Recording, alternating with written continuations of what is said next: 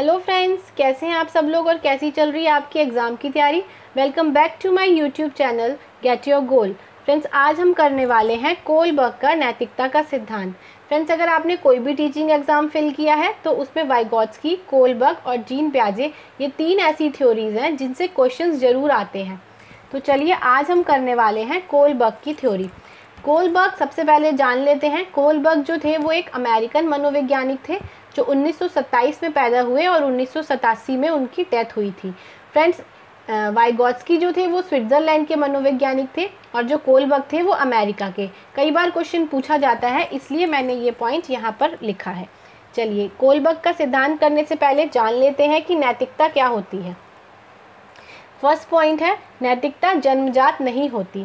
Friends, जो नैतिकता होती है वो जन्मजात नहीं होती, मतलब जन्म से ही नहीं होती, बल्कि सामाजिक परिवेश से सीखा या अर्जित किया जाता है। फ्रेंड्स, नैतिकता को हम अपने सामाजिक परिवेश से, अपने आसपास के लोगों से, अपने आसपास के वातावरण से हम नैतिकता को सीखते हैं या अर्जित करते हैं। ठीक है फ्रेंड्स, अब ये थर्ड पॉइंट है, ये इन दोनों पॉइंट्स का बेस है। जैसे जब बालक का जन्म होता है तो वह ना तो नैतिक होता है ना अनैतिक, बल्कि वह अच्छा या बुरा आचरण समाज से ही सीखता है। फ्रेंड्स, इसका क्या मतलब है, जब बच्चा पैदा होता है तो ना वो अनैतिक होता है ना ही नैतिक। उसे नहीं पता होता कि मुझे कैसा व्यवहार करना है, कैसा आचरण करना है, पर वो अपने आसपास के लोगों से, आसपास के परिवेश से वो सीखता है कि मुझे अच्छा करना है या बुरा करना है। ठीक है, जैसे सपोज एक एग्जांपल लेते हैं छोटा सा। अगर कोई बच्चा है वो चोरों के घर में पैदा हुआ है, या ऐसा कह सकते हैं कि ऐसे घर में पैदा हुआ है जिसमें गाली गलौज होती है, गंदी आदतें होती हैं, तो ऑब्वियस सी बात है कि बच्चा ऐसी चीज़ें ही सीखेगा। और अगर बच्चा ऐसे घर में पैदा होता है जहाँ पर अच्छी बातें होती हैं, अच्छे संस्कार दिए जाते हैं, मंदिर जाते हैं, पूजा पाठ होती है, तो बच्चा वो ही सीखेगा, है ना। तो इसीलिए ये कहा गया है कि नैतिकता जो होती है वो जन्मजात नहीं होती, वो बच्चा अपने आसपास के लोगों से ही सीखता है कि कैसे मुझे व्यवहार करना है, कैसा आचरण मुझे करना है। नेक्स्ट पॉइंट है, सर्वप्रथम बालक का अनौपचारिक रूप से अपने आस पड़ोस और स्कूल से नैतिक विकास होता है। फ्रेंड्स, जब बच्चा पैदा होता है तो वो सबसे पहले अपने परिवार से, फिर आस पड़ोस से, और फिर उसके बाद जब वो स्कूल जाता है तब उसका नैतिक विकास होता है, क्योंकि वो सबसे पहले अपने घर वालों से सीखता है, फिर पास पड़ोस से सीखता है, और फिर वह स्कूल जाता है, तब उसका नैतिक विकास होता है। ठीक है फ्रेंड्स, चलिए। फ्रेंड्स, कोलबर्ग ने 20 साल तक विशेष प्रकार के साक्षात्कार का प्रयोग किया। फ्रेंड्स, कोलबर्ग ने बहुत सारे अनुसंधान किए 20 साल तक, तब उन्होंने ये नियम दिया था, ये सिद्धांत दिया था। इसमें लिखा है, उन्होंने अनुसंधानों के आधार पर यह निष्कर्ष निकाला कि बालकों में नैतिकता या चरित्र के विकास की कुछ अवस्थाएं पाई जाती हैं। जैसे जीन पियाजे जो है उसने 4 अवस्थाएं दी थी संज्ञानात्मक विकास की, इसी तरीके से कोलबर्ग ने 3 नैतिक अवस्थाएं दी थी, जिनको हम अभी नीचे पढ़ेंगे। ये कह रहे हैं किस उम्र में बच्चा कितनी नैतिकता सीखता है, इसका पता लगाया तथा सिद्धांत दिया। फ्रेंड्स, जीन पियाजे ने जब सिद्धांत दिया था, उन्होंने ये पता लगाया था कि बच्चे का संज्ञानात्मक विकास किस तरीके से होता है, और इसमें उन्होंने बताया था, इसमें कोलबर्ग ने बताया था कि बच्चा कितनी मात्रा में नैतिकता सीखता है और किस उम्र में सीखता है। ठीक है, अब हम सीखते हैं इसकी 3 अवस्थाओं के बारे में पढ़ते हैं। ये है फ्रेंड्स, पूर्व परंपरागत अवस्था, जिसे प्री कन्वेंशनल मोरालिटी लेवल कहते हैं। नेक्स्ट है परंपरागत अवस्था, जिसे कन्वेंशनल मोरालिटी लेवल कहते हैं। नेक्स्ट है परापरंपरागत अवस्था, जिसे हम पोस्ट कन्वेंशनल मोरालिटी लेवल कहते हैं। ये 4 to 10 ईयर्स है, ये 10 to 13 ईयर्स है, ये 14 to अबव है। फ्रेंड्स, एक बात आपने नोटिस की होगी कि ये 4 ईयर्स से स्टार्ट है। क्यों? क्योंकि बच्चा जो होता है 4 साल से पहले, मतलब 0 से 3 साल की उम्र तक, उसको नैतिकता का नहीं पता होता कि नैतिकता क्या होती है। अभी जैसा मैंने आपको बताया कि उस समय तक बच्चा अच्छे से कोई व्यवहार नहीं कर पाता, बच्चा नहीं सीख पाता। जब वो 4 साल की उम्र में होता है तभी वह कुछ करना सीखता है या नैतिक व्यवहार करना सीखता है, अच्छी या बुरी आदतें सीखता है। सॉरी, इसलिए कोलबर्ग ने जो अवस्थाएं दी हैं वो 4 साल से स्टार्ट है। चलिए, एक चीज़ मैं आपको और बता दूं फ्रेंड्स, ये बहुत इंपॉर्टेंट है, एग्ज़ाम में कई बार पूछा जाता है। देखिए, जो कोलबर्ग ने अवस्थाएं दी थी वो 3 थी, एक ये और एक ये। ठीक है, उसके बाद इनमें दो सब स्टेजेस हैं, हर एक अवस्था में 2 सब स्टेज हैं, तो हो गई 6। अगर आपके पास क्वेश्चन आता है कि नैतिक सिद्धांत की कितनी अवस्थाएं हैं, तो 3। पूर्व परंपरागत अवस्था, परंपरागत अवस्था, परापरंपरागत अवस्था। और अगर पूछता है कि कितनी सब स्टेजेस हैं, कितनी सब स्टेजेस हैं, तो है 6। एक दंड एवं आज्ञाकारिता की अवस्था, अहंकार की अवस्था, प्रशंसा की अवस्था, सामाजिक व्यवस्था के सम्मान की अवस्था, समाज के साथ संबंध और सार्वभौमिक संबंध। आई होप आपको फ्रेंड समझ आया होगा। ये क्वेश्चन को देखकर आप डिसाइड करेंगे कि आपने 3 लगाना है या 6 लगाना है। अगर केवल स्टेजेस पूछता है तो 3 स्टेजेस हैं, फर्स्ट, सेकंड एंड थर्ड। और अगर पूछता है कि कितनी सब स्टेजेस हैं, तो 6 सब स्टेजेस हैं। पूर्व परंपरागत अवस्था की ये 2 हैं, परंपरागत अवस्था की ये 2 हैं, और परापरंपरागत अवस्था की ये 2 हैं। ठीक है फ्रेंड्स, अब हम इनको थोड़ा डीपली समझ लेते हैं। चलिए, फर्स्ट पॉइंट है पूर्व परंपरागत अवस्था, जो 4 से 10 साल तक है, जिसका फर्स्ट पॉइंट है दंड व आज्ञाकारिता की अवस्था, और सेकंड पॉइंट है अहंकार की अवस्था। अभी इसको समझते हैं पहले।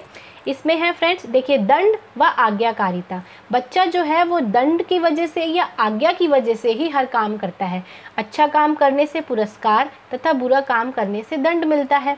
अच्छा काम वह करेगा तथा बुरा नहीं। अब समझ आई आपको? देखिए, इस अवस्था में बच्चा 4 से 10 साल की अवस्था में बच्चा जब उसे पुरस्कार मिलने लगता है, अगर कोई अच्छा काम करता है तो पुरस्कार मिलता है, और बुरा काम करता है तो दंड मिलता है। तो फिर वो वही काम को करता है जो काम उसे पुरस्कार दिलाता है, और वो काम वो नहीं करता जो काम उसे दंड दिलाता है। सपोज बच्चा स्कूल गया, देखिए इस एज में बच्चा स्कूल जाने लगता है, उसने देखा कि अगर मैं अच्छी राइटिंग में लिख रहा हूँ, अच्छी हैंड राइटिंग में लिख रहा हूँ, मुझे गुड मिल रहा है, तो वह पुरस्कार हो गया। वो पुरस्कार के लिए अच्छी राइटिंग लिखेगा। अगर उसको कोई ऐसा काम हो गया जिससे उसको दंड मिला, तो वो उस काम को दोबारा नहीं करेगा। काम ना करने पर दंडित किया जाता है तो आज्ञा का पालन भी करेगा। अगर उसे ऐसा फील होता है कि मेरे पिता ने या मेरी माता ने मुझे कोई आज्ञा दी और मैंने वो काम नहीं किया तो मुझे दंड मिला, तो फिर वो ऐसा नहीं करेगा, बल्कि वो आज्ञा का पालन करेगा। ठीक है फ्रेंड्स, चलिए अब हम आते हैं नेक्स्ट पॉइंट पर। आप इनका स्क्रीनशॉट ले सकते हैं, और चाहे तो आप लिख भी लें। अगर आप लिखेंगे तो आपको अच्छे से याद होगा। परिपक्व आयु, फ्रेंड्स इस आयु में वो थोड़ा सा परिपक्व हो जाता है। इसे स्वकेंद्रित अवस्था कहते हैं। स्वकेंद्रित मतलब अपने ही केंद्र से, मतलब अपने हिसाब से उसकी सभी क्रियाएं, सभी आवश्यकताएं और उसकी सभी इच्छाएं उसी के चारों ओर केंद्रित रहती हैं। मतलब वो वही करता है जो उसकी आवश्यकता होती है, वही करता है जो उसकी इच्छा होती है, उसके लिए वही नैतिक होता है जो उसके आत्म कल्याण से जुड़ा है, चाहे झूठ ही बोलना पड़े। ठीक है फ्रेंड्स, ऊपर वाली अवस्था में क्या था, वो काम करता था जिसके लिए उसको पुरस्कार मिलता था, लेकिन इसमें वो काम करता है जो उसके लिए अच्छा है, जो उसके कल्याण से जुड़ा है, चाहे उसे झूठ बोलना पड़े, उससे कोई मतलब नहीं है। भूख लगने पर खाना चुरा कर खा लेना, जैसे सपोज किसी बच्चे को अगर भूख लगी है और उसकी माँ कह गई है कि मेरे आने तक ये मत खाना, या बेटा ये कम है, ये हम रात को खाएंगे, इसको मत खाना, या कोई भी वजह हो सकती है, तो बच्चा क्या करता है, वो खा लेता है।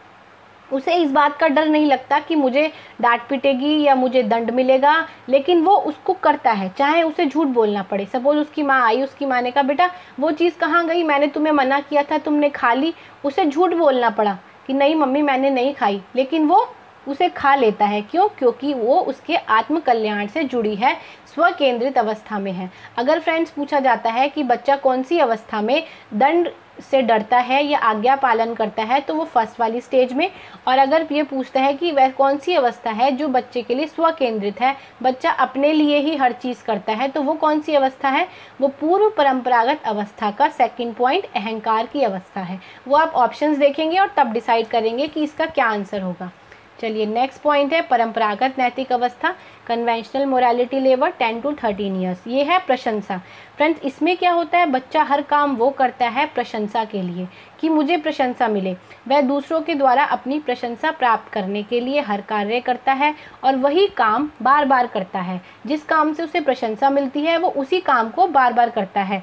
बच्चे की सोच का निर्धारण उसका समाज और उसका परिवेश निर्धारित करता है। बच्चे की सोच का निर्धारण मतलब बच्चा वही सोचता है जिस काम से उसका समाज और उसका परिवेश उसको प्रशंसा दिलाते हैं। अगर उसको प्रशंसा मिल रही है तो वो काम करेगा, अगर उसे प्रशंसा नहीं मिल रही है तो वो काम नहीं करेगा। समाज के सदस्य इस पर भरोसा करने लगते हैं। क्यों? क्योंकि वो अच्छे काम करता है तो उसको प्रशंसा मिलती है, तो समाज के सदस्य भी उस पर भरोसा करने लगते हैं और उसे स्वीकृति मिलने लगती है। अगर क्वेश्चन में पूछा जाएगा कि वह कौन सी अवस्था है जिसमें बच्चा जो है वो प्रशंसा के लिए काम करता है, तो वो ये वाली स्टेज है। नेक्स्ट है सामाजिक व्यवस्था के सम्मान की अवस्था। फ्रेंड्स, इसमें क्या होता है, बच्चे में वास्तविक नैतिकता आ जाती है। वास्तव में बच्चा नैतिक होना शुरू हो जाता है। अभी तक तो वो प्रशंसा के लिए या फिर पुरस्कार के लिए या फिर वो अपने कल्याण के लिए काम कर रहा होता है, बट अब वह वास्तविक नैतिकता प्रारंभ हो जाती है। इस अवस्था के प्रवेश में देखिए यही लिखा है, इस अवस्था के प्रवेश से पहले प्रत्येक नैतिक कार्य वह प्रशंसा के लिए करता है, परंतु अब वह समाज को स्वयं का हिस्सा मानने लगता है। अब वह समझ जाता है कि समाज मेरा हिस्सा है और मैं समाज का हिस्सा हूँ। समाज ही सबसे ऊपर है और उसके नियम कायदे और कानूनों को मुझे मानना पड़ेगा। ठीक है फ्रेंड्स, चलिए। हाँ तो फ्रेंड्स, हमारी लास्ट स्टेज है परंपरागत अवस्था, जो कि 14 से प्रौढ़ावस्था तक है। फ्रेंड्स, इसमें क्या होता है, बालक इस अवस्था में समाज के प्रति अच्छा कार्य करता है। वह नहीं चाहता कि समाज के साथ उसका समझौता टूटे। ठीक है, वह हर वो कार्य करता है जिससे उसका संबंध समाज के साथ मजबूत और प्रगाढ़ बन जाए। ठीक है, अगर आपसे क्वेश्चन पूछा जाएगा कि कौन सी अवस्था में बच्चा संबंध ना टूटे इसलिए अच्छे काम करता है, तो वह होगी परंपरागत अवस्था। फ्रेंड्स, इसमें बालक क्या करता है, वह सोचता है कि मुझे हर वो काम करना है जिससे मेरा समाज के साथ समझौता ना टूटे, समाज मेरे को अच्छा माने, इसलिए वह हर काम करता है। ठीक है, नेक्स्ट क्वेश्चन है, नेक्स्ट पॉइंट है सार्वभौमिक संबंध। इसमें क्या होता है, बालक अब क्या है फ्रेंड्स, इस अवस्था में वह समाज के नियमों को मानने लगता है, नियमों का पालन करता है। क्यों? ताकि उसका समझौता समाज से ना टूटे। लेकिन इस अवस्था में वह अपने विवेक का प्रयोग करता है, वह स्वयं नियम बनाता है और कुछ बदलता भी है। वह यह निर्णय लेता है कि समाज के लिए क्या अच्छा है और क्या खराब। इसका क्या मतलब है फ्रेंड्स, जैसे सपोज इस अवस्था में बच्चा आ जाता है, जैसे दहेज है, बच्चा है इस अवस्था में वह दहेज लेना चाहेगा। क्यों? क्योंकि वह सोचता है कि यही समाज का नियम है और ये मुझे पालन करना पड़ेगा ताकि मेरा समझौता समाज के साथ ना टूटे। लेकिन इसमें वह स्वयं नियम बनाता है और बदलता भी है। अगर वो चाहता है कि मैं दहेज नहीं लूँगा तो वो अपना नियम बनाएगा और दहेज नहीं लेगा। उसे यह निर्णय लेता है कि समाज के लिए क्या अच्छा है और क्या खराब। वह वही काम करता है जो समाज के लिए अच्छा होता है, ना कि वो काम करता है कि जो समाज ने नियम बना रखे हैं। मतलब समाज के नियमों का पालन तो करता है, पर अगर उसमें कुछ बदलाव की ज़रूरत है तो वो उनको बदलता भी है। ठीक है, आई होप फ्रेंड्स आपको वीडियो पसंद आई होगी और वीडियो समझ भी आई होगी, सारे पॉइंट्स क्लियर हो गए होंगे। अगर वीडियो अच्छी लगी हो तो लाइक शेयर कर दीजिएगा और अगर अभी तक चैनल को सब्सक्राइब नहीं किया तो चैनल को सब्सक्राइब करके बेल आइकन प्रेस कीजिएगा। फ्रेंड्स, मैंने ऐसे ही वाइगॉट्स्की, कोलबर्ग और जीन पियाजे सारे सिद्धांत आपको पढ़ाए हैं। प्लीज़ आप सारी वीडियोस को देखिएगा, लिंक मैं डिस्क्रिप्शन बॉक्स में डाल दूँगी। Thanks for watching and best wishes for your exam.